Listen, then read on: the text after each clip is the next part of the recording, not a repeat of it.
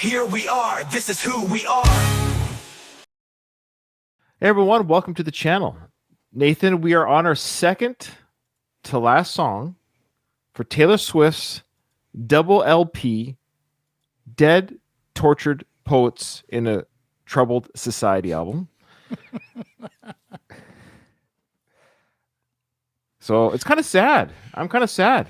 But we can thank, and everyone can thank, Jesse, Swiftie Dad is what he likes to be known as. Jesse, he gave us the last, I think it was 8 or 9 songs. He pledged that to us. So we thank Jesse for that. We have truly have enjoyed this album. I think this, hot take, I think this was one of her best albums. I almost feel like in her career right now, like the Evermore, this one, and Folklore, I really like this form of Taylor. The more mature, the mix of folk and country, or not, well, I guess country, but you get the acoustic guitar, the light synth sounds that go behind. It's just, yeah, I'm really excited to see where Taylor goes even 10 years from now. It'll be very interesting. Yeah. Yeah, I assume there's a new album coming at some point. Taylor's very prolific when it comes to her albums. Oh, yeah. So I would not be surprised to see one around end of this year, beginning of You think end of this year? We might get a single? Yeah. Do you think we might get a single, a standalone song before the end of 25? Think about how she wrote that last album. That was while the Eras tour was kind of getting going, and a little bit before, obviously. But she just put out the Midnight's album, which was super platinum, blah, blah, blah, blah. Blah. And then wrote the Tortured Poets Department. That's pretty impressive. And so I would not be surprised if she's got her new honey and she's got new content and she doesn't break up with him. Well, actually, if she does break up with him, that's a guaranteed new album. If she does. Yeah. Well, they didn't win the Super Bowl, so that might be a couple songs there. Oh wait, did they win the Super Bowl? I can't even remember. No, they didn't win the Super Bowl. Yeah. So that might be a couple songs from that. Okay. Yeah. So Nathan, this song is called Cassandra. Reminds me of there's another song. What's her name? I'm going to forget her name. I'm going to remember it later, though. All right. It sings a song by similar title. Florence and the Machine. I missed reacting to them. I wish people would give that to react to, but yeah. I know. I've listened to the whole album multiple times. I was in my new house placing daydreams, patching up the crack along the wall. What was the patch there? I pass it and lose track of what I'm saying, 'cause that's where I was when I got the call. When the first stone's thrown, they're screaming. In the streets there's a raging riot. When it's burn the bitch, they're shrieking. When the truth comes out, it's quiet. So they killed Cassandra first, 'cause she feared the worst and tried to tell the town. So they filled my cell with snakes, I regret to say. Do you believe me now? I was in my tower weaving nightmares, twisting all my smiles into snarls. They say what doesn't kill you makes you aware. What happens if it becomes who you are? So they killed Cassandra first, 'cause she feared the worst and tried to tell the town. So they set my life in flames, I regret to say. Do you believe me now? They knew the whole time that I was onto something. The family, the pure greed, the Christian chorus line, they all said nothing. Blood's thick but nothing like a payroll. That they never spared a prayer for my soul. You can mark my words that I said it first. In a morning warning, no one heard. I patched up the crack along the wall. I pass it and lose track of what I'm saying. The patch is gone. The 'Cause crack that's is where gone. I was when I lost it all. So they killed Cassandra first 'cause she feared the worst and tried to tell the town. So they filled my cell with snakes, I regret to say. Do you believe me now?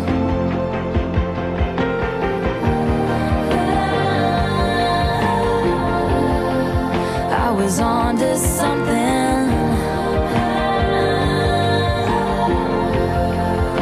They all said nothing. Blood's thick, but nothing like a payroll. Bet they never spared a prayer for my soul. You can mark my words that I said it first. In a morning warning, no one heard. No one heard. Not a single word was heard. When the first stone's thrown, they're screaming. In the streets there's a raging riot. When it's burn the bitch, they're shrieking. When the truth comes out, it's quiet. It's so quiet.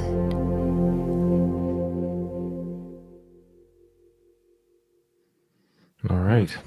I'm surprised it's taken so long for us to get to this song. I'm curious as to why that might be. I mean, people request what they request, but I think this might be very close to top 2 to 3 song on this double LP, quite frankly. Oh, really? Yeah, I really love this song. I have no idea what's going on. Okay, so this, what I mean by, like, I read the lyrics, I'm envisioning whatever the story is. I know the Swifties out there have all the answers. I understand that. You're going to flood the comment section with, this is what she meant when she said. And that's fine. That's great.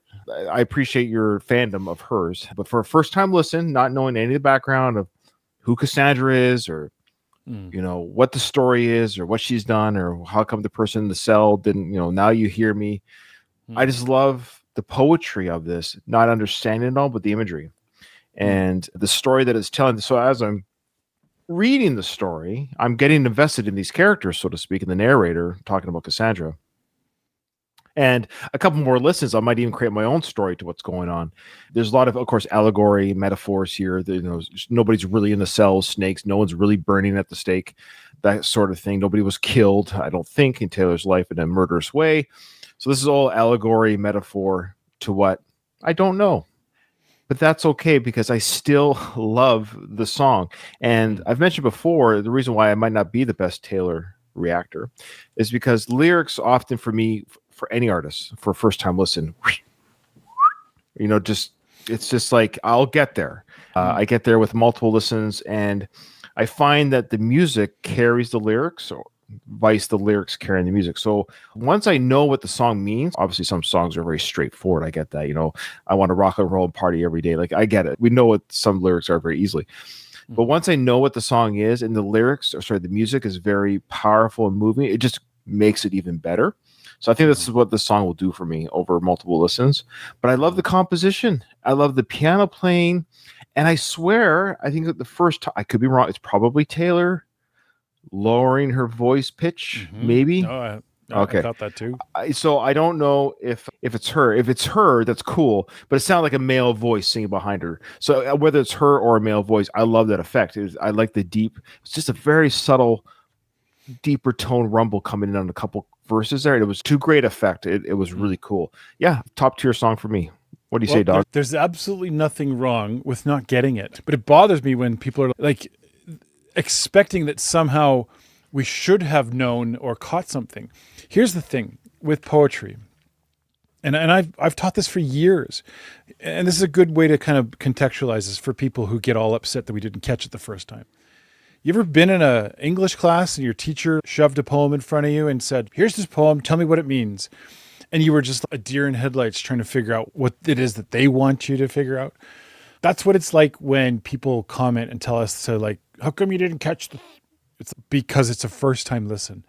In fact, I would recommend people of the internets, when you listen to music or to a song the first time, stop trying to analyze it. Stop trying to figure it out. None of that stuff matters. The first round of listening to it, all that matters is your enjoyment of it, whatever that looks like. Maybe you enjoy the way that the words sound or the music itself, because that's what people get wrong with Taylor all the time, is they always think that, oh, I think she's talking about this thing, and they jump to a conclusion of what they think Taylor means by the song. And I mean critics and fans alike, without just let the first round of it be an enjoyment of the song. Okay, second, third, fourth listen, that's when you can get into it. That's what really good music does for people. But if you're a surface Taylor fan, meaning I like everything Taylor, and you don't actually listen and can know why, I think that's a fault. And of course, the critics of Taylor that go, oh, she's talking about this and she's always upset about things. Those are both extremes that people take with Taylor far too often. How do I think about this song?